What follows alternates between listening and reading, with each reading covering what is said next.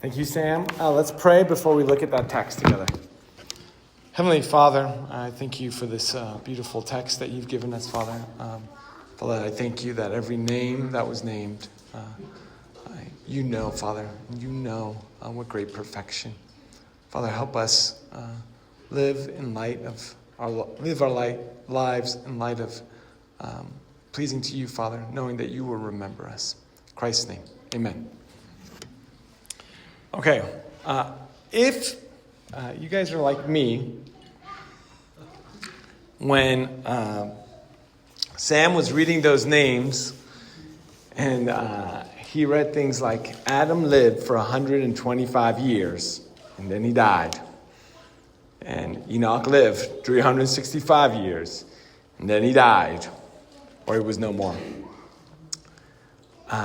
If you're like me, you naturally have the question, is that right? Is that right? Did humans live for close to a millennia? Like, I've never experienced that. Is that true? I think to help us with that question of is that true, did humans live for a millennia? I'm going to draw your attention to a book called The Defense of the Faith by a man named Cornelius Van Til. This book is one of those books that I can commend to you. It greatly shaped my life. I read it when I was 25. It's like, if you read books, you kind of know this feeling. Like, I remember where I was sitting when I read the book. Like, I remember the Starbucks ceramic white mug I was drinking. I remember how cold the air was, because it was that influential on me. And it was influential on me because of Van Til's simple thesis. And that thesis is, if there is no God, there is no truth. If there is no God, there is no truth. I recommend you write that down. And what Van Til meant was, without God, there is no objectivity. Without God, there is no objectivity. And you guys kind of know this when it comes to the moral realm. Like, if there is no God, there's no act that could be good or evil. There's no such thing. There's no such thing as objective, good or bad. I can help you understand it like this.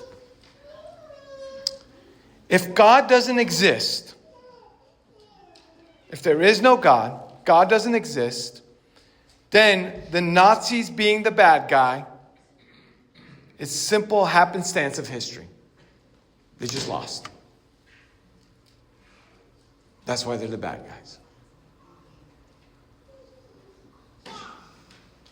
Just, if there is no God, there is no objectivity. So the only reason you think Nazis bad is they happen to have lost.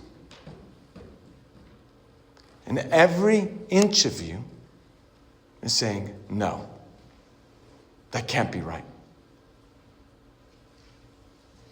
That can't be right. The Nazis could have conquered the world, and they would still be evil. So if there is no God, there is no objectivity. And a lot of scholars do that with morals, like I just did. Van Til's great contribution is he did it with truth. If there is no God, there is no truth. And what Van Til did is he applied it to history. He would say things like, John Adams is the second president of the United States. Is that true? If so, what makes it true? Napoleon was a French emperor. Is that true? If so, what makes it true? How do you know it? You haven't experienced Napoleon. Napoleon doesn't even exist. At least anymore. John Adams doesn't exist anymore. So how do you know it's true? Or I can ask it like this. John Adams is the second president of the United States. What makes that true?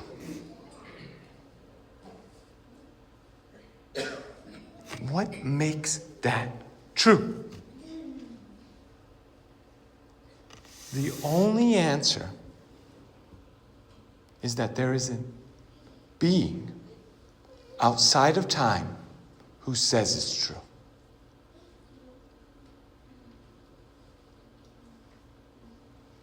There is some being, namely God, outside of time who looks down and says that that's true.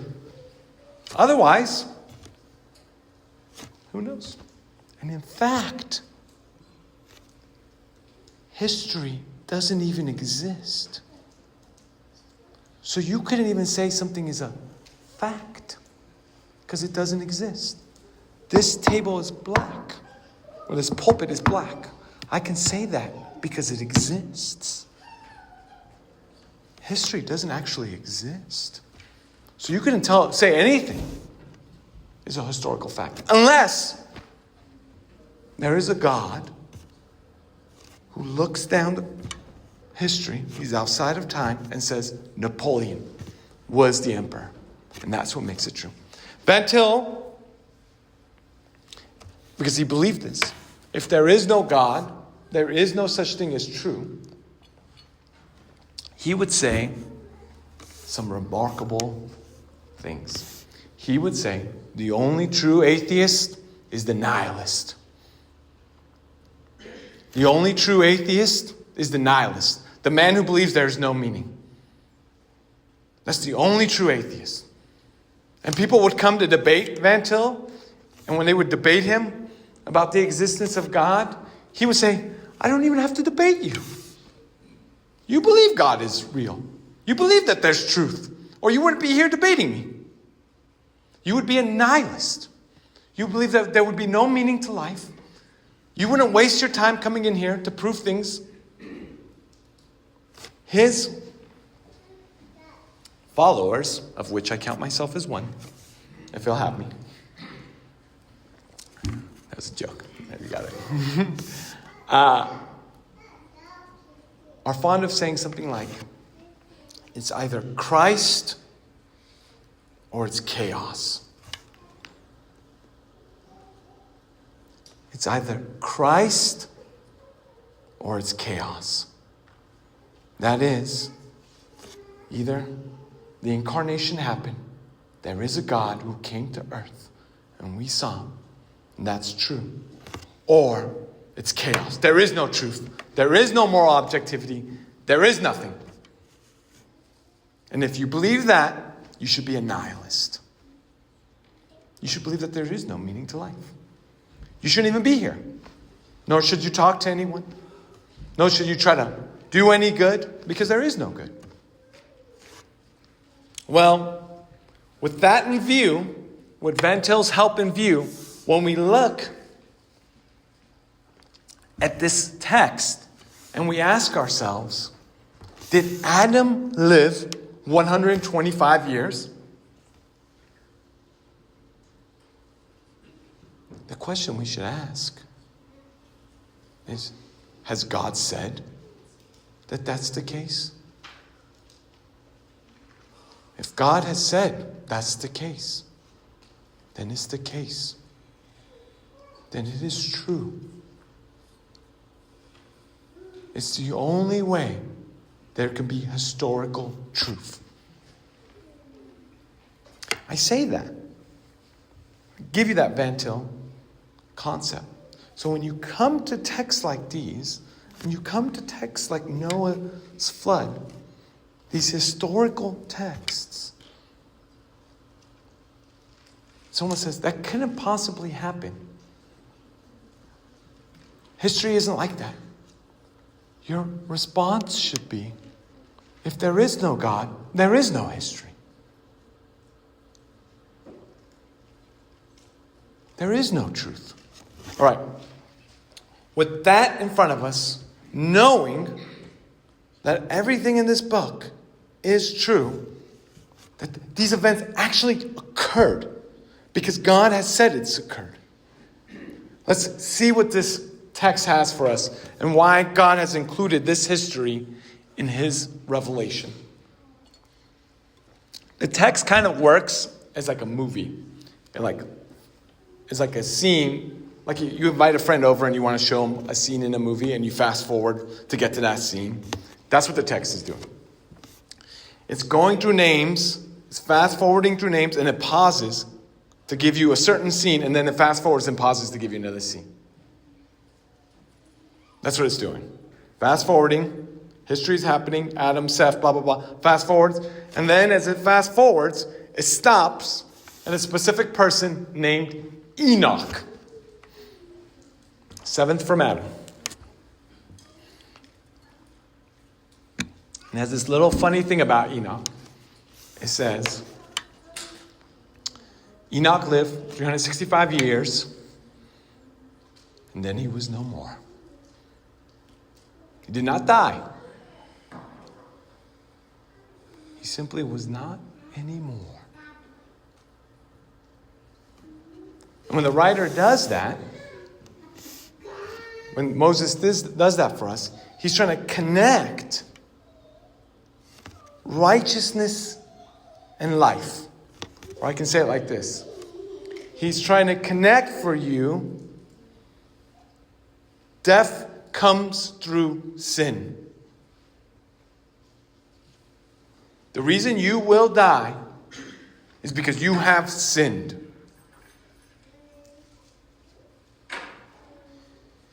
The reason I will die is because I have sinned.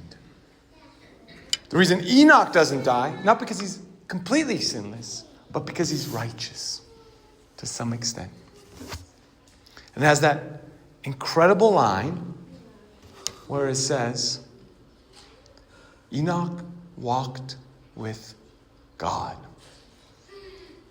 Enoch walked with God, and he was no more. What an epitaph.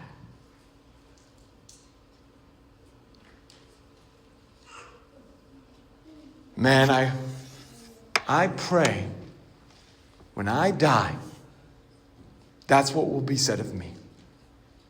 On my gravestone, what I hope will be written, here lays Armin. He walked with God.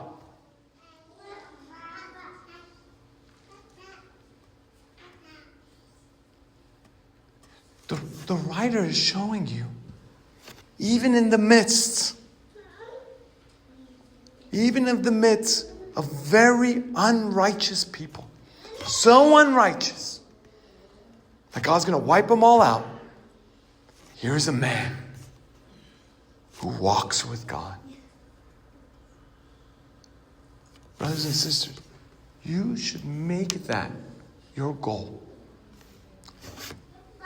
You should think of your life in reverse. You should think back. You should think, when I'm dying, on my deathbed, what do I want people to remember? What do I want my epitaph to be? What do I want written on my gravestone?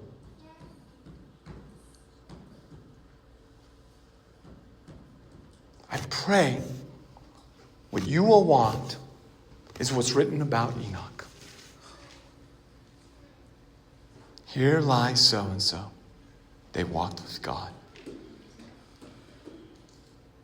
And I pray that, and I hope that for you, because no other life has meaning.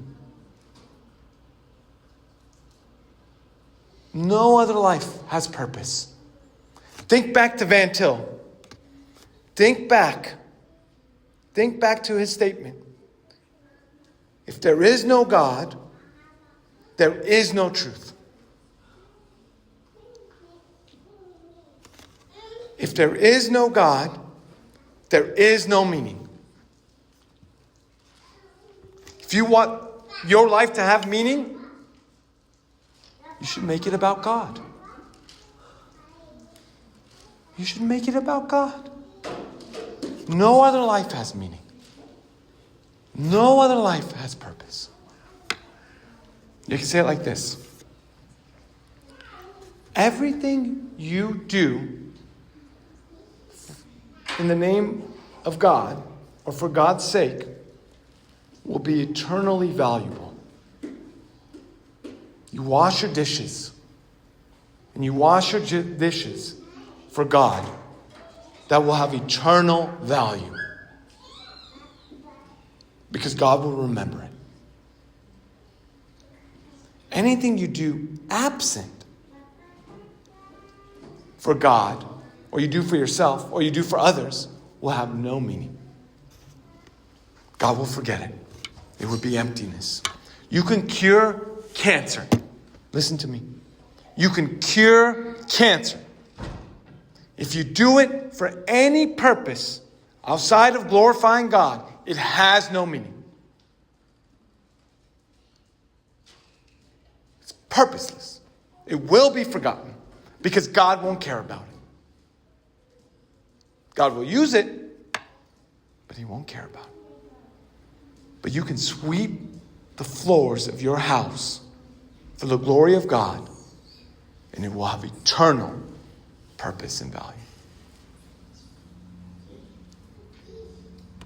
I kind of want you guys to have that, because sometimes we do this little exercise in our mind. We do this thing where we go, okay, once I get this job, once I get married, once I have kids, once I'm retired, once I get this house, whatever it is, then once I got everything in order, I'll start doing stuff for God. No, brothers and sisters. You got to start doing stuff for God now. You have to start doing things for Him in the place God has placed you now. Okay, so that's the scene. Fast forward, pauses. He wants you to see, Genesis writer Moses wants you to see that scene. Enoch walks with God. Then it fast forwards to our boy Noah. And it gives his father gives birth to him. And he has that famous statement where he goes, man, life is hard. Toil is hard. The ground is hard. I hope this child of mine rescues me. Lamech says that. He has this child named Noah, and he says, dude, the toil of life is hard. Maybe Noah will save me. Why does he say that? What promise is he looking to? He's looking to the seed of the woman. He's thinking back to Genesis 3:16, where God promised Eve that she will have a child that will crush the serpent's head. And Lamech comes and goes, I hope this child is that child. And the author really points you to it when he says, the toil of the soil is hard. Because that's one of the curses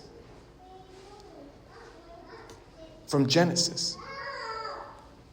Adam sinned against God. He ate of the tree of the knowledge of good and evil. What's one of the things that happens? Toil is hard.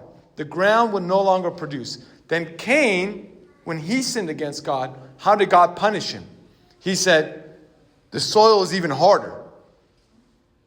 So when Lamech comes and says, I hope this child makes the soil easy, what is he saying? I hope this child reverses the curse.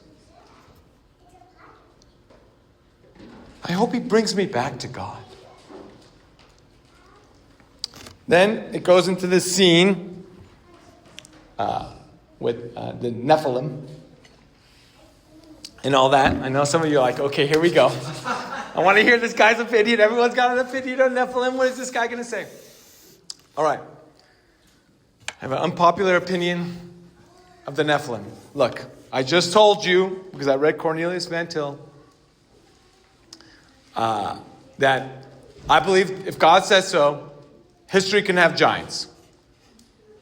And angels could have come down and slept with women. If God said that, that's what could have happened. I don't think the text is teaching that. I think the text is teaching that Seth's children intermarried with Cain's children. Seth's children, remember from last week, there's the two people group. That Seth's children intermarried with Cain's. And I get that because literally every text before this is two genealogies. So it goes through the genealogy of Cain, and then it goes through the genealogy of Seth. And then it tells you people married people. Because it's doing genealogy, what's in your mind? These two groups.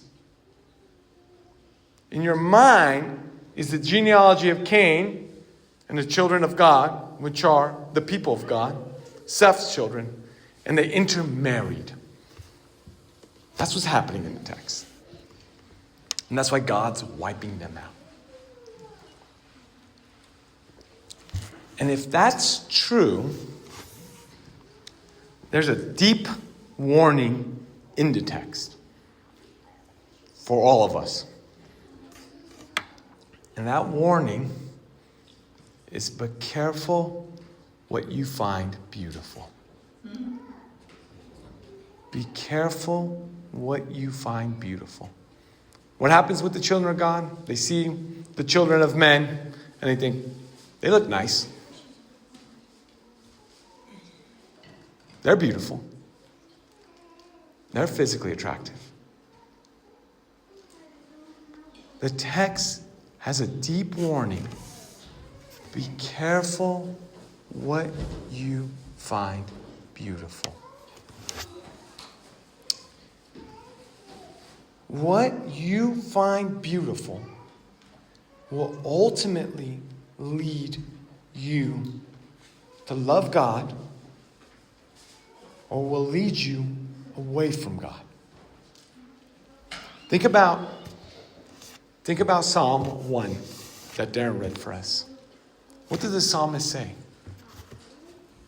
I delight in the commandments of God. I delight in them. They're beautiful.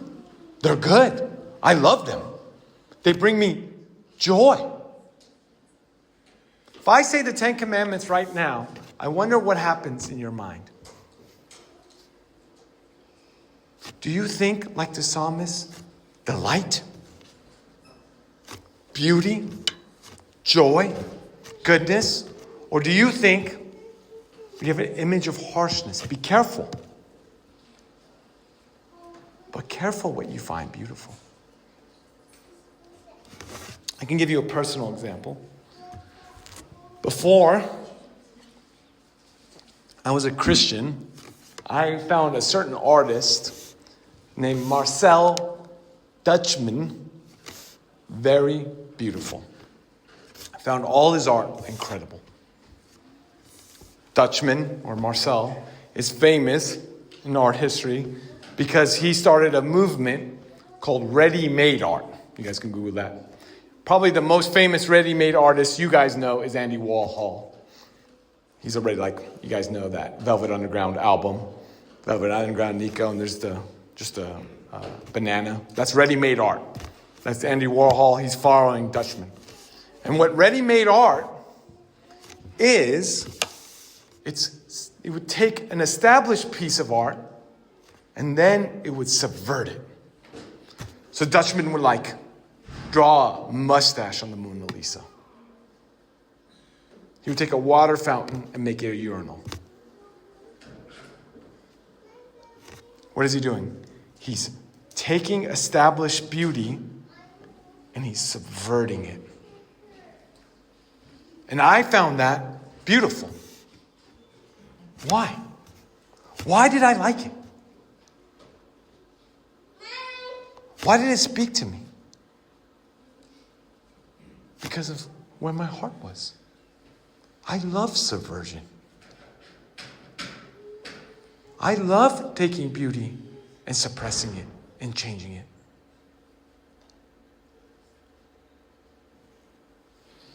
I found that beautiful. Because I found that beautiful, it told you where my heart was.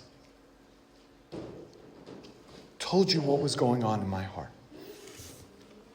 I can say it like this for you guys. I'm going to say words, and when I say a word, something's going to come into your mind. An image is going to come straight into your mind. Success. An image comes to your mind. Be careful what that image is.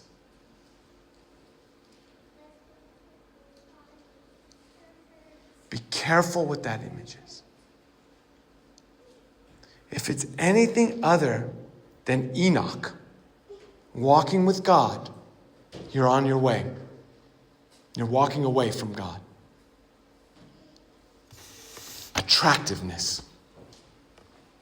Be careful what that image is.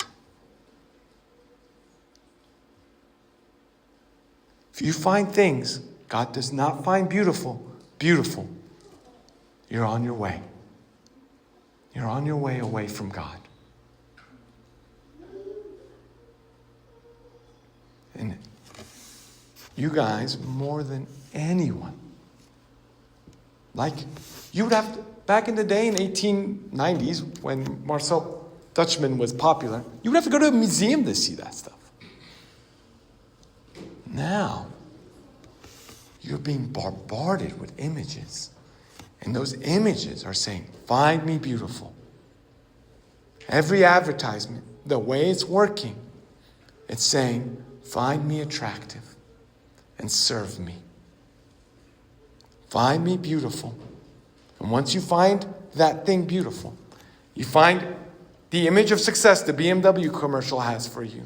You find the image of success, whatever ad, clothing ad, puts forward to you. You find that beautiful, you will begin serving it. You will begin serving it. Or I can say it like this. You will begin worshiping it. Be careful what you find beautiful. Delight yourself in the commands of God. All right, so that's the scene.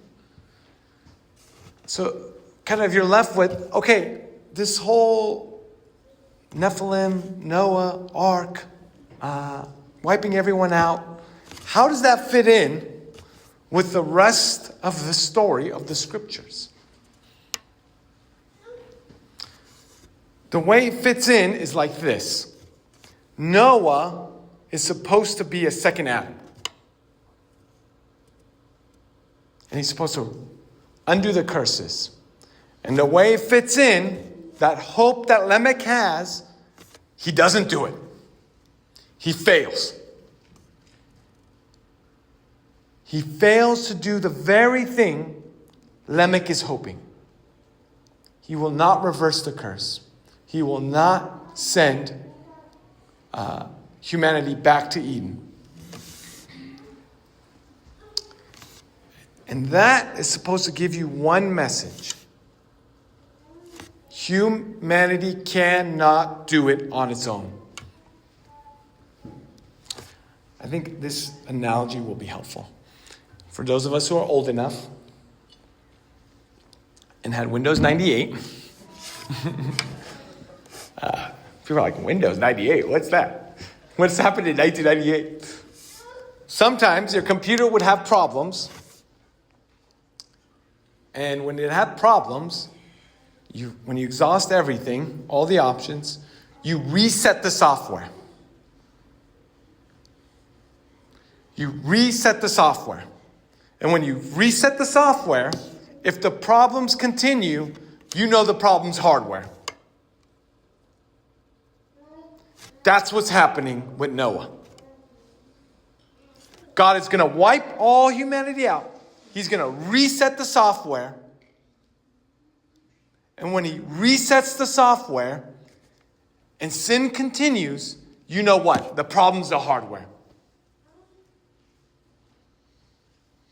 The problem isn't you. It's not those men. It's every man. It's every person. And humanity cannot fix it. Someone outside of humanity has to fix it. We can say it like this. The point of Noah is to be a second Adam. And when that second Adam fails, you know no man can do it. So how does God fix it? How does he fix the hardware?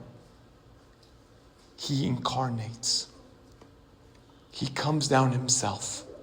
God takes on flesh. And where